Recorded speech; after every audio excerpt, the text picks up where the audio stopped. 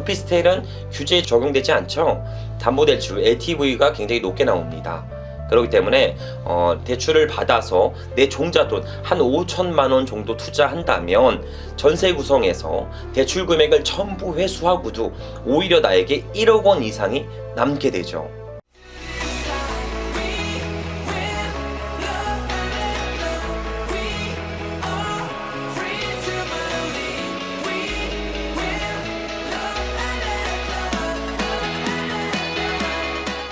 반갑습니다. 대장 김상준입니다. 자, 오늘 간단하게 전달드릴 내용은 종잣돈이 많이 적어. 나는 너무 적어. 종잣돈이 너무 적어서 투자를 못해. 사실상 종잣돈이 너무 적다 보니까 경매를 못한다는 이야기들을 많이 말씀 주십니다. 그리고 나서 항상 마지막의 결론은 나중에 시드머니를 최대한 모아서 투자해야지, 이런 생각을 가지고 열심히 돈을 모으시는 분들이 많이들 있죠. 자, 여기서 치명적인 오류가 발생됩니다. 바로 그것은 내 돈을 모으는 것만 생각하지 부동산의 가치가 올라가는 것은 반영하지 않는다는 거죠. 현재 넘쳐나는 유동성 자금으로 인해 부동산은 화폐의 교환 가치보다 빠르게 우상향하고 있습니다. 즉, 돈을 모으는 기간 동안 부동산은 2배 혹은 3배 이상 빠르게 시세가 올라간다는 이야기죠. 결론적으로 시드머니를 모아야지 생각하는 시점부터 마이너스가 발생된다는 겁니다. 내 적은 종잣돈도 빠르게 취직을 시켜서 일하게 만드는 구조를 만드셔야 돼요. 그래서 오늘은 소액 투자를 하여 내 종잣돈이 바로 1억 원 이상 불어나는 경매 물건에 대해서 말씀드려보도록 하겠습니다. 경매 정보지 검색은 어디서 해야 되죠? 대장옥션입니다. 대장옥션에서 전국 각지의 물건을 전체 권리 분석과 등기부 등록과 건축물 대장 전부 무료로 열람 가능하며 전국 각지에 있는 경매 물건을 검색하는데 매월 29,000원 밖에 안 됩니다. 자, 그럼 바로 경매 물건을 보면서 말씀을 나누도록 하시죠. 자, 우선 경매 물건은 경기도 고양시에 위치해 있고요. 오피스텔입니다. 자, 전용 면적은 39평, 분양 면적으로는 한 45평에서 50평 사이로 가능할 거로 보여집니다. 자, 경매 구문은 임의 경매예요. 근저당 이하에 나온 경매 물건이다 라고 보시면 됩니다. 소유자, 채무자 이땡모씨 같은 사람이고요. 감정가는 3억 7,400만원부터 출발합니다. 최저가는 2억 6천부터 1회 유찰됐죠. 서울 중심지는 20%씩 떨어집니다. 한번 유찰될 때마다. 경기도, 인천 외곽 지역은 30%씩 떨어져요. 그래서 30% 떨어진 2억 6천만원부터 시작하는 경매 물건이라고 보시면 됩니다. 자, 통상 이런 오피스텔을 우리가 아파텔이라고 부르죠. 이 정도 평형대는 아파텔이라고 부릅니다. 아파텔의 정의는 아파트와 오피스텔이 합쳐져서 만든 신조어라고 보시면 돼요. 건축 용어는 아닙니다. 통상 아파텔은 방이 2개 내지 3개 정도이며 거실 및 주방 등을 갖춰 아파트와 흡사한 형태를 이야기하죠. 주변 아파트 대비 시세는 약 한 30%에서 50% 이상 저렴하며 1인 가구나 신혼부부들의 선호도가 굉장히 높습니다. 자, 장점으로는 주변 아파트의 인프라를 동일하게 사용하며 분양권 투자가 가능해집니다. 그리고 대출 규제에서 자유로워지죠. 단점도 있습니다. 일반 아파트 1억 미만의 아파트는 취득세율이 1.1%죠. 근데 오피스텔은 4.6% 단일세율을 적용받습니다. 반대로 얘기하면 아파트나 이런 주택 같은 경우는 부동산을 취득할 때부터 계속 취득세에 중과가 되지만 오피스텔의 단점은 또 중과 없이 4.6% 단일세율이라는 게 장단점이 될 수 있는 점이 있습니다. 자, 또 단점은 전용 면적이 아닌 공급 면적으로 관리비가 산출되기 때문에 일반 주거용 아파트나 빌라 대비 약 20% 정도 관리비는 높을 수가 있습니다. 이게 아파트의 정의를 간단하게 한 말씀 드려봤어요. 자, 그리고 나서 권리 분석을 우리가 한번 더 진행해 보도록 하죠. 자, 우선 등기부 현황에서 전체적으로 보면 집합 건물은 등기부장이 한 장입니다. 자, 등기부에서 보면 2006년 소유권 이전되고 2014년 근저당이죠. 근저당은 말소기준 권리에 부합합니다. 말소기준 권리 7가지 뭐죠? 근저당, 저당, 압류, 가압류. 경매 개시 결정 등기, 선순위 전세권 담보가 등기입니다. 그중에 근저당이니까 근저당 이후에 모든 권리는 전체 다 소멸한다 라고 보시면 됩니다. 자, 그 다음에 이제 부동산의 권리 분석을 끝났으니 부동산에 살고 계신 임차인 분도 권리 분석을 해야겠죠. 임차인 현황을 보니까 현재 조사된 임차인 내역이 없다고 나옵니다. 즉 낙찰되고 인수되는 권리가 없는 깨끗한 물건이죠. 현재 대략적으로 미납관리비가 존재하는 걸로 나옵니다. 그래서 미납관리비 같은 경우는 관리단에다 전화해서 물어보도 되지만 통상 낙찰자가 공용 부분의 3년치를 부담하셔야 합니다. 공용 부분의 3년치를 확인하셔야 돼요. 자, 여기서 낙찰 이후에 관리비를 납부하지 않는 방법에 대해서 간략하게 전달해 보도록 하겠습니다. 자, 우선 만약에 내 낙찰이 됐어요. 이 해당 오피스텔이 미납관리비가 한 200만 원 있다고 가정해 보도록 하겠습니다.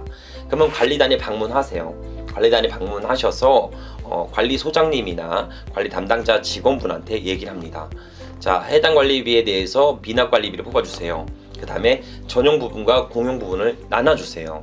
이렇게 영수증을 받으세요. 그러면 공용 부분 만약에 전체 관리비가 300만 원이었다. 공용 관리비 부분은 100만 원이었다. 그럼 제가 이 100만 원을 내겠습니다. 100만 원을 지불하겠습니다. 하지만 전용 부분까지 전부 받을 수 있는 방법이 있어요. 그 방법은 현재 임차인이나 채무자가 배당받을 금액이 있습니다. 경매 끝나고 그 배당 금액에다가 가압류 신청을 하시게 되면 배당 가압류 신청을 하게 되면 전용 부분에 대한 부분과 공용 부분을 전부 회수할 수 있습니다. 선택하세요. 저한테만 공용 부분 100만 원만 받을지 아니면 전용 부분과 공용 부분을 전부 받아낼지 어떤 부분을 하시겠습니까?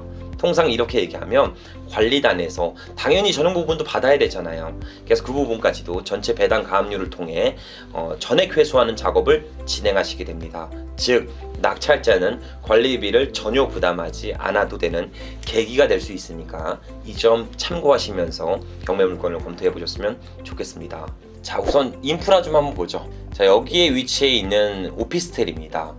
자, 백석역에서 도보거리는 한 5분 정도, 거리는 372m. 제가 맘먹고 뛰면 3분 안에 끊겠죠? 맘먹고 하면 3분 안에 끊을 수 있는 그런 경매 물건이다. 역세권이라는 하방 경직이 높은 오피스텔이라고 보여집니다. 그 외에 보시면 뭐 공원이나 여기 코스트코도 있죠? 코스트코, 공원, 여기 보면 대형 병원까지 전체적으로 밀집되어 있어. 아울렛도 있네요. 전체적으로 생활권들이 다 밀집되어 있어서 양호한 편이다.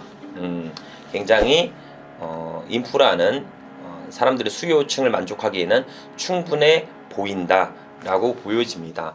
자, 이런 부동산을 제가 뭐라고 했죠? 하방 경직이 높은 부동산이라고 합니다. 의식주에 있어서 필수 요건들이 충분히 갖춰져 있기 때문에 희석되지 않는 입지성을 보유하게 됩니다. 자, 그럼 바로 해당 오피스텔의 시세를 좀 한번 확인해 보도록 할게요. 최저가가 2억 6천, 보증금 2,600 들고 가야 되고요. 2억 6천인데 주변에는 4억에서 5억대를 형성하고 있다. 오피스텔 가격이 굉장히 높죠. 전세도 4억대, 매물이 많이 없네요. 전세 매물은. 그러니까 거의 뭐 매매가와 전세가가 붙어 있는 그런 형태를 보여주고 있습니다. 자, 이런 오피스텔을 낙찰받아서 최대한 레버리지를 받아서, 오피스텔은 규제에 적용되지 않죠. 담보대출 LTV가 굉장히 높게 나옵니다. 그렇기 때문에 대출을 받아서 내 종잣돈 한 5천만 원 정도 투자한다면 전세 구성에서 대출 금액을 전부 회수하고도 오히려 나에게 1억 원 이상이 남게 되죠. 이 오피스텔이 지금 2억 6천대니까 만약에 3억대에 낙찰받는다. 낙찰받고 LTV 80% 대출을 최대한 많이 받고 그 다음에 전세로 4억 초중반으로 맞춘다면 내 돈이 전혀 들지도 않았는데 오히려 종잣돈이 1억 원이 불어납니다. 5천만 원 소액 투자로 내 종잣돈이 1억 원으로 불어난다는 이야기죠. 그러니까 이렇게 내 종잣돈을 좀 불릴 수 있는 그런 부동산으로 좀 보여지고요. 이 주변에 아파트 있거든요. 주공 4단지 백석동 아파트. 평수가 10평 빠지는 건데도 보통 7억이야. 그죠? 7억, 뭐 여기 이제 일산 요 YCT 아파트는 12억. 우리 오피스텔은 3억대에 살 수 있는데 주변 동일한 인프라를 가지고 있고 우리보다 10평 빠지는데 보통 가격이 8억, 9억, 10억까지 간다는 이야기입니다. 그러니까 시세보다 반값 혹은 3분의 1 가격만 주면 동일한 인프라를 쓰면서 난 10평 더 높은 오피스텔을 소유할 수가 있습니다. 요약을 해서 말씀을 드리면, 자, 이처럼 하반 경직이 강한 아파트를 낙찰받아 역전세를 구성하면 내 작은 종잣돈도 빠르게 불려 단기적인 수익 실현을 할 수 있습니다. 자, 해당 물건을 제외하고도 소액으로 투자 가능한 부동산은 지금도 경매 시장에 쏟아지고 있습니다.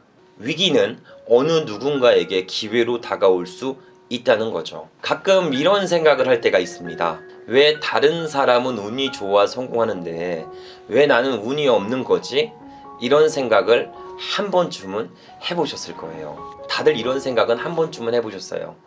그럼 반대로 생각해 보시죠.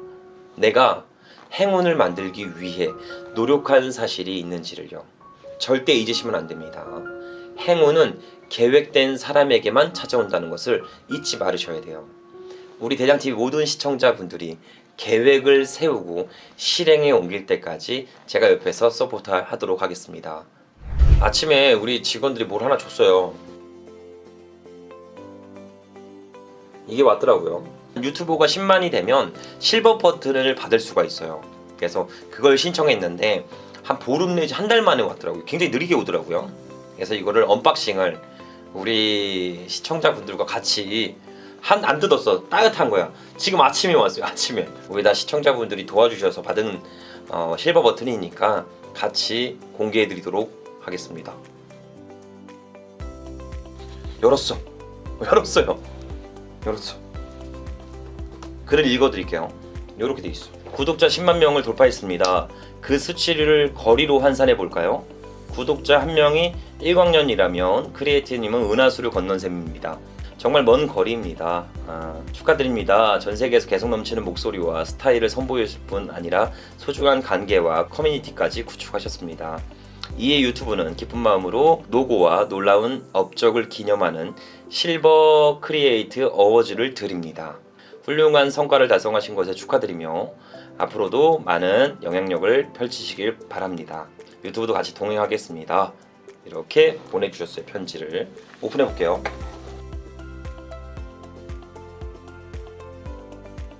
자, 이렇게 생겼어요. 여기 대장TV라고 써져 있습니다. 대장TV. 이렇게 여기 대장TV 써 있어요. 이렇게 생겼어요. 사이즈가 생각보다 좀 크네요. 우리 대장TV 시청자분들 선한 영향력으로 봐주셔서 이런 실버 버튼까지도 받을 수 있게 되었네요. 항상 초심을 잃지 않고 보다 현실적으로 돈을 벌 수 있는 자본주의에서 내 자본소득을 세팅해서 경제적 자유로 다가갈 수 있게 보다 현실적인 영상으로 더욱 보답드리도록 하겠습니다. 다음에 또 봐요. 감사합니다.